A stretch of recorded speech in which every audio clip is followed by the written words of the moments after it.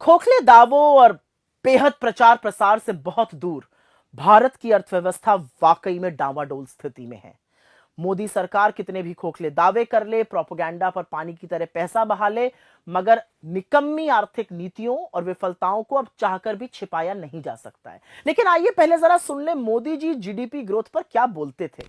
साथियों, 7%, 8% की विकास दर से आगे बढ़कर हमें डबल डिजिट की विकास दर प्राप्त करने के लक्ष्य पर काम करना समय की मांग है। तो सुना आपने, डबल डिजिट तो बड़े दूर की बात है, इनकी सरकार के खुद के आंकड़े ही बता रहे हैं कि इस साल मतलब 2024-25 में जीडीपी ग्रोथ मात्र 6.4% की होने वाली है, जो ना सिर्फ 4 साल में सबसे कम है बल्कि कोरोना महामारी के बाद की सबसे निचली ग्रोथ रेट रहेगी। यह आंकड़ा एनएसओ ने जारी किया है। हर बार वो अग्रिम अनुमान जारी करते हैं बजट के पहले। इससे लेकिन कुछ गंभीर सवाल उठते हैं, क्योंकि इसका लोगों पर क्या कहर बरपेगा। इसकी ना तो सरकार को, ना रिजर्व बैंक ऑफ इंडिया को कोई सुध है और ना शायद कोई परवाह है। आप सोचिए कि नवंबर 2024 की शुरुआत तक आरबीआई जो था वो 7.5% की जीडीपी ग्रोथ रेट का अनुमान लगाकर बैठा था और सरकार को यह आशा थी कि जीडीपी ग्रोथ रेट आएगा 7.2% पे। अब अनुमान 6.4% पर हो गया है। इन दोनों एजेंसियों के पास हर तरह का आंकड़ा है, हर तरह का इकोनॉमिक डेटा है, हाई फ्रीक्वेंसी इंडिकेटर होते हैं, और उसके बावजूद भी ये इतने अनभिज्ञ हैं। तो ये इनकी अकर्मण्यता है या सच को छुपाने की सोची समझी साजिश, इसका फैसला आप खैर खुद कीजिए। सरकार के मंत्री और सत्तारूढ़ बीजेपी के जो पदाधिकारी हैं वो विशेषज्ञों को, इकोनॉमिस्ट्स पर खूब कटाक्ष कसते हैं और जितनी मर्जी हो कटाक्ष कसिए, लेकिन असलियत यह है कि इस सरकार ने देश के लोगों को कम ग्रोथ और कमर तोड़ महंगाई से जूझने को मजबूर किया है। इसका बड़ा कारण यह है कि सरकार आर्थिक तंगी की असलियत को स्वीकारना ही नहीं चाहती। तो जब स्वीकारेंगे नहीं तो समाधान क्या, खाक ढूंढेंगे। और लगातार यह होता जा रहा है, पिछले 10 वर्षों में हमने देखा है। खपत की बात करते हैं, मतलब उपभोग, मतलब कंजम्पशन जीडीपी का 2/3 हिस्सा है। इसलिए जब इसमें कमी होती है तो चिंताजनक स्थिति बनती है। और ये भी दिखाता है कि मध्यम वर्ग पे और गरीब पर कम ग्रोथ का क्या प्रभाव होता है। डेटा साबित करता है कि लोग आज भोजन और शिक्षा जैसी आवश्यक वस्तुओं पर कम खर्च कर रहे हैं। जो प्राइवेट कंजम्पशन पर खर्च की ग्रोथ होती है वो पिछली तिमाही में 7.4% थी, अब घटकर 6% रह गई है।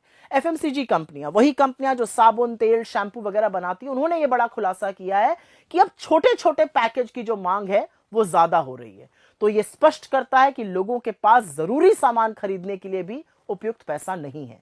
मैन्युफैक्चरिंग, जहां पर बहुत सारी नौकरियां बन सकती हैं और जहां पर फोकस होना चाहिए सरकार का, पिछले वित्तीय वर्ष में कोई 9% से ज्यादा की ग्रोथ थी, इस बार घटकर 5.3% रह गई है। माइनिंग, जहां पर ग्रोथ 7.1% थी, वो घटकर महज 2.9 पर रह गई है। निर्यात मतलब एक्सपोर्ट, उसमें भी गिरावट जारी है। तो ये सब देखते हुए निवेश मतलब इन्वेस्टमेंट बिल्कुल ठप पड़ा है। इसमें तो कोई आश्चर्य होना ही नहीं चाहिए। यह अलग बात है कि बदले की भावना से काम करने वाली ईडी, सीबीआई, इनकम टैक्स जैसी एजेंसियों के दबाव में भारतीय उद्योग जगत के बड़े बड़े खिलाड़ी भड़े मोदी जी के कसीदे पढ़ें, उनका गुणगान करें, लेकिन पैसा लगाने से तो उन्होंने भी बिल्कुल इनकार कर दिया और इसीलिए इन्वेस्टमेंट हो नहीं रहा है। तो बेरोजगारी, कम आय, आवश्यक वस्तुओं पर जबरदस्त टैक्स और कमर तोड़ महंगाई के कारण लोग आज अपने भविष्य की बचत से खर्च करने को मजबूर हो चुके हैं। जो घरेलू बचत है वो 50 साल के सबसे निचले स्तर पर है। यही नहीं, आज जीवन जीने के लिए लोग जेवर गिरवी रखने को मजबूर हैं और ऐसा करने वालों की संख्या में 50% की बढ़ोतरी हुई है। लोन लेकर ना चुकाने वालों में 30% की बढ़ोतरी हुई है। सेकेंडरी स्कूल के एडमिशन में गिरावट हुई है। बड़ी बड़ी यूनिवर्सिटीज में, सेंट्रल यूनिवर्सिटी से बिना डिग्री लिए आधी पढ़ाई छोड़ने को लोग मजबूर हैं। ये सब क्या है? ये आर्थिक बर्बादी के एक के बाद एक प्रमाण है। खैर, सूट बूट की इस सरकार में इनकम टैक्स कॉर्पोरेट टैक्स से कहीं ज्यादा है। आटे पर, दही पर, पढ़ाई पर, दवाई पर, यहां तक कि पॉपकॉर्न और पुरानी गाड़ी की बिक्री पर भी जमकर जीएसटी वसूला जा रहा है। पर एक बात साफ है, आर्थिक मंदी स्पष्ट रूप से गरीबों और अमीरों पर अलग अलग तरह का प्रभाव डालती है। आज आम हिंदुस्तानी अपने 2 वक्त के भोजन, अपने बच्चों की शिक्षा के साथ समझौता कर रहे हैं, जबकि जो हाई नेटवर्थ इंडिविजुअल्स हैं, जो सुपर रिच लोग हैं, वो देश छोड़कर विदेश की ओर भाग रहे हैं। सच्चाई यह है कि मोदी ने भारतीय अर्थव्यवस्था को पूरी तरह से चौपट, पूरी तरह से ध्वस्त, पूरी तरह से बर्बाद कर दिया है। असलियत यह भी है कि आप उन वेबसाइट को तो हटा सकते हैं जहां पर डॉक्टर मनमोहन सिंह के कार्यकाल में जीडीपी की ज्यादा ग्रोथ लिखी थी, लेकिन क्या आप इस फैक्ट को नकार सकते हैं कि यूपीए के शासनकाल में 2004 से 14 के बीच एवरेज जीडीपी ग्रोथ हर साल 7.5% की थी और आपके 10 साल के शासनकाल में वो महज 6.5% रही है।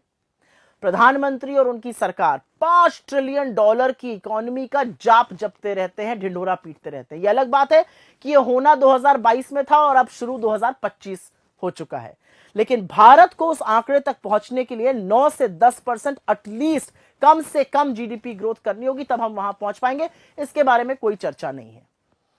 खैर, अर्थव्यवस्था चलाना कोई रॉकेट साइंस तो है नहीं, कोई मुश्किल काम तो है नहीं, लेकिन सरकार को समाधान खोजने से पहले समस्या को तो स्वीकारना होगा। सीना ठोकना, प्रोपेगेंडा फैलाने में आप अंधभक्तों की तालियां बटोर सकते हैं, आप चरण चुंबक मीडिया की ओर से अहम मुद्दों पर सुई टपक सन्नाटा आपको मिल सकता है, मगर इससे अर्थव्यवस्था की सच्चाई नहीं बदलेगी और इसकी कीमत तो हमारा देश चुका रहा है। आने वाले केंद्रीय बजट में वैसे सरकार के पास एक मौका है कि कंजम्पशन, इन्वेस्टमेंट, उपभोग, निवेश दोनों पर ध्यान दें और उसको बढ़ाया जाए। मगर क्या सरकार अर्थव्यवस्था को सुधारकर देश को प्रगति की ओर ले जाएगी या पूरे देश में खुदाई करा करा के मुद्दों से भटकाती रहेगी? एक बात तय है कि भीषण बेरोजगारी, भयावह महंगाई और कम आय से जूझ रहे मेरे देश का काम 6.4% जीडीपी ग्रोथ से कतई चलने वाला नहीं है और इसके बारे में नरेंद्र मोदी और उनकी सरकार को सोचना ही पड़ेगा।